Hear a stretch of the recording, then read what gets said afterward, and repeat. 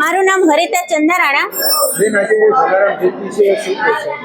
આજે બાપાની જલારામ બાપાની કારતક સુદ સાતમ 226મી જન્મ જયંતિ ઉજવાઈ રહી છે, ત્યારે રાજકોટની અંદર નહીં, સૌરાષ્ટ્રની અંદર નહીં, પૂરા વિશ્વની અંદર એટલો જ આનંદ ઉત્સાહ છે। જ્યારે રાજકોટની અંદર ફૂલછાપ ચોકમાં આવેલું જલારામ મંદિર 54 વર્ષ જૂનું છે અને આજે બાપાની જન્મ જયંતિ ભાવ વિભોર ઉજવાઈ રહી છે અને સવારથી ભક્તોની ભીડ જામી છે। ભક્તોમાં આનંદ છે, ઉત્સાહ છે, ઉમંગ છે અને સવારે મહાઆરતી, બપોરે મહાઆરતી અને 11 વાગ્યા સુધી બાપાનું મંદિર ચરણ સ્પર્શ માટે ખુલ્લું મૂકવામાં આવેલું છે।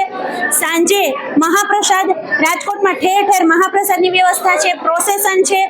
આ 54 વર્ષ જૂનું મંદિર છે અને જલારામ બાપા જેને કહેવાય કે આખી દુનિયાને ભગવાન પાસે કંઈક ને કંઈક માગવા જવું પડતું હોય, ત્યારે ભગવાને ખુદ આવી અને જલારામ બાપા પાસે એની પત્નીનું દાન માંગેલું।